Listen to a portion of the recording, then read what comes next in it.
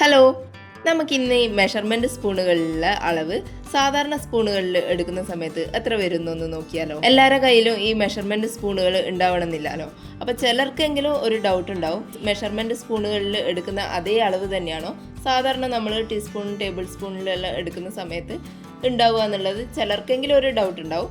എല്ലാ റെസിപ്പികൾക്കും ഈ അളവുകൾ അത്ര പെർഫെക്റ്റ് ആയിട്ട് വരണമെന്നൊന്നും ഉണ്ടാവില്ല. ഈ മുളക് പൊടി മഞ്ഞൾപ്പൊടി എല്ലാം കുറച്ച് അങ്ങോട്ടോ ഇങ്ങോട്ടോ ആയിപ്പോയാലൊന്നും വലിയ കുഴപ്പമുണ്ടാവില്ല. പക്ഷേങ്കിൽ നമ്മൾ ബേക്കറി ഐറ്റംസ് ഉണ്ടാക്കുമ്പോൾ, കേക്കുകൾ ഉണ്ടാക്കുമ്പോൾ നമുക്ക് അളവ് കൃത്യമായിട്ട് എടുത്തിട്ടില്ലെങ്കിൽ നമ്മൾ ഉണ്ടാക്കിയ ഐറ്റം പെർഫെക്റ്റ് ആയിട്ട് വരികയില്ല.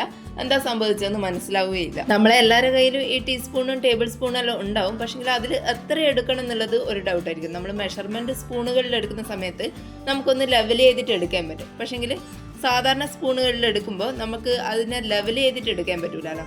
അപ്പോൾ അത് എത്രത്തോളം വേണ്ടി വരും എന്നുള്ളത് എല്ലാവർക്കും ഉണ്ടാവില്ല. ചിലർക്കെങ്കിലും ഒരു ഡൗട്ട് ഉണ്ടാവില്ലേ.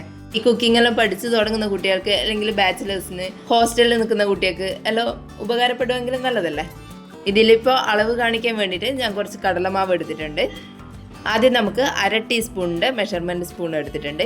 ഇതിൻ്റെ അകത്ത് അളവ് വരുന്നത് 2.5 ml ആണ്. എല്ലാ മെഷർമെൻറ്റ് സ്പൂണുകളിലും അതിൻ്റെ കൃത്യമായിട്ടുള്ള അളവ് കൊടുത്തിട്ടുണ്ടാവും. ഇതിൻ്റെ അകത്ത് 2.5 ml ആണ് 1/2 ടീസ്പൂണ് അളവ് വരിക. ഇതിൻ്റെ അകത്ത് ലെവൽ ചെയ്യുന്ന വിധത്തിൽ കടലമാവ് എടുത്തിട്ടുണ്ട്. ഇനി ഇത് നന്നായിട്ട് ലെവൽ ചെയ്ത് കൊടുത്തതിന് ശേഷം നമ്മൾ സാധാരണ ടീസ്പൂൺ ഉണ്ടല്ലോ, അതിലേക്ക് ഇട്ട് കൊടുത്താൽ എത്ര വരും നോക്കാം.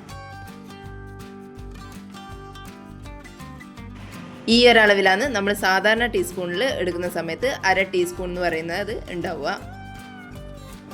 ഇനി നമുക്ക് ഇതേ സ്പൂണിൽ തന്നെ 1 ടീസ്പൂൺ എത്രയാണ് ഉണ്ടാവുക നോക്കാം. മെഷർമെൻറ്റ് സ്പൂണിൻ്റെ 1 ടീസ്പൂൺ എടുത്തിട്ടുണ്ട്. അതിൻ്റെ അളവ് വരുന്നത് 5 ml ആണ്. ഇനി അതിലേക്ക് നമുക്ക് ഈ മാവ് നിറച്ച് കൊടുക്കാം. ലെവൽ ചെയ്ത് കൊടുക്കുന്നുണ്ട്.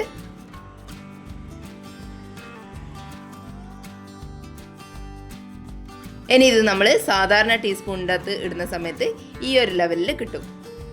സാധാരണ ടീസ്പൂണിൽ 1 ടീസ്പൂൺ അളക്കുമ്പോൾ ഇതുപോലെ എടുത്താൽ മതിയാവും. സ്പൂണിൻ്റെ ഒരേ ലെവലിൽ തന്നെ ഇതുപോലെ എടുത്തു കഴിഞ്ഞാൽ 1 ടീസ്പൂൺ അളവാകും. ഇനി 1/2 ടേബിൾ സ്പൂണിൻ്റെ സ്പൂൺ എടുത്തിട്ടുണ്ട്. ഇത് വരുന്നത് 7.5 ml ആണ്. ഇതിൻ്റെ അകത്തേക്ക് പൊടി ലെവൽ ചെയ്തിട്ട് എടുത്തിട്ടുണ്ട്. ഇനി ഇത് ടേബിൾ സ്പൂണിൻ്റെ അകത്തേക്ക് ഇട്ട് കൊടുക്കാം. ഇതേപോലത്തെ ടേബിൾ സ്പൂണിൽ എടുക്കുന്നതെങ്കിൽ ഈ ഒരു ലെവലിൽ കിട്ടും. ടീസ്പൂണും ടേബിൾ സ്പൂണെല്ലാം പല മോഡലിൽ വാങ്ങാൻ കിട്ടും. നമുക്ക് ഇതല്ലെങ്കിൽ ഈ ഒരു മോഡലിലുള്ള ടേബിൾ സ്പൂണിലാണെങ്കിൽ ഈ മാവ് ഇട്ട് കൊടുക്കുന്ന സമയത്ത് ഈ ഒരു ലെവലിൽ കിട്ടും. ഇനി നമുക്ക് 1 ടേബിൾ സ്പൂൺ എത്ര വരും നോക്കാം. അത് 15 ml ആണ് വരുന്നത്. അത് ഇതുപോലെ തന്നെ മാവൊന്ന് ലെവൽ ചെയ്ത് കൊടുക്കുന്നുണ്ട്. അതിനുശേഷം നമ്മൾ സ്പൂണിലേക്ക് ഇട്ട് കൊടുക്കുമ്പോൾ, സ്പൂണിലേക്ക് ഇട്ടതിന് ശേഷം ഒന്ന് ലെവൽ ചെയ്ത് കൊടുക്കുന്നുണ്ട്. ഇതുപോലെ കിട്ടും.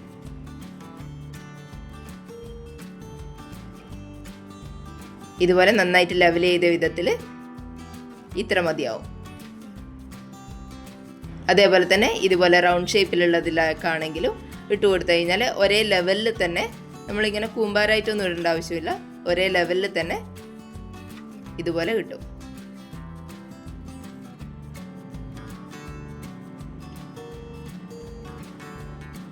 ഇനി നമുക്ക് കപ്പുകൾ നോക്കാം. ഇത് 1 കപ്പാണ്. ഇതിൻ്റെ അകത്ത് അളവ് വരുന്നത് 236 ml ആണ്. ഇനി ഇതിൻ്റെ അകത്തേക്ക് പൊടിയൊന്ന് ലെവൽ ചെയ്തെടുക്കുന്നുണ്ട്.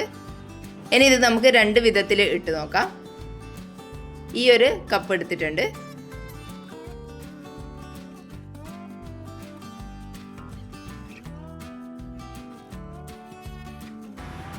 ഇതിൻ്റെ അകത്തേക്ക് പൊടിയിട്ട് കൊടുക്കുന്ന സമയത്ത് ഈ ഒരളവിലാണ് കിട്ടുക. ഈ കപ്പിൻ്റെ ഒരു 1/4 ഭാഗത്തോളം വരുന്നുണ്ട്. ഇനി ഇതേ 1 കപ്പ് നമുക്ക് ചെറിയൊരു പാത്രത്തിലേക്ക് അളന്ന് കൊടുക്കുക. ഇതേപോലത്തെ ഒരു ബൗൾ എടുത്തിട്ടുണ്ട്. ഇതിൻ്റെ അകത്തേക്ക് ഇട്ട് കൊടുക്കാം.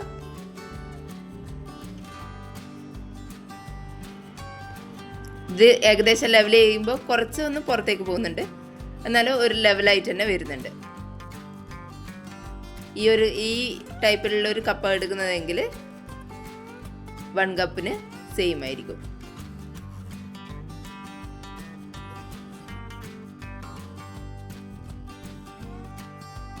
ഇത് 1/2 കപ്പാണ്. ഇത് വരുന്നത് 118 ml ആണ് വരുന്നത് ഈ കപ്പ്. അതേപോലെ തന്നെ 1/3 കപ്പ് വരുന്നുണ്ട്, 78 ml വരും. ഇനി 1/4 കപ്പാണ്, അത് 59 ml വരും. നമുക്കിനി ഇതേ കപ്പ് വെച്ചിട്ട് തന്നെ വെള്ളം ഒന്ന് അളന്നെടുക്കാം. വെള്ളം എന്തിനാണ് അളന്നെടുക്കുന്നതെന്ന് വെച്ചാൽ നമ്മൾ ഓയിലെല്ലാം അളവനുസരിച്ചിട്ട് എടുക്കുന്നുണ്ടല്ലോ. ഓയിൽ, ചില എസൻസുകൾ, അതെല്ലാം നമ്മൾ അളവുകളല്ലേ പറയാം. നമ്മൾ നേരത്തെ അളന്നെടുത്തതുപോലെ തന്നെ മെഷർമെൻറ്റ് സ്പൂണിൽ 1 ടീസ്പൂണും 1/2 ടീസ്പൂണും എല്ലാം എടുത്തിട്ട് സാധാരണ നമ്മൾ ടീസ്പൂണിലേക്ക് ഒഴിച്ചു കൊടുക്കുമ്പോൾ ഇതുപോലെ നമ്മൾ പൊടി അളന്നതുപോലെ തന്നെ കിട്ടും. ഈ ഓയിലും വെള്ളമെല്ലാം നമ്മൾ ടീസ്പൂണിലും ടേബിൾ സ്പൂണിലെല്ലാം എടുക്കുന്നത് മെഷർമെൻറ്റ് സ്പൂണിൽ അതേ ലെവലിൽ തന്നെ ആയിരിക്കും. നമുക്ക് വെള്ളമൊന്നും കൂടുതൽ എന്തായാലും എടുക്കാൻ പറ്റൂലല്ലോ. അപ്പോൾ ഈ വെള്ളം എടുക്കുന്ന സമയത്ത് ഇത് കറക്റ്റ് ആയിരിക്കും.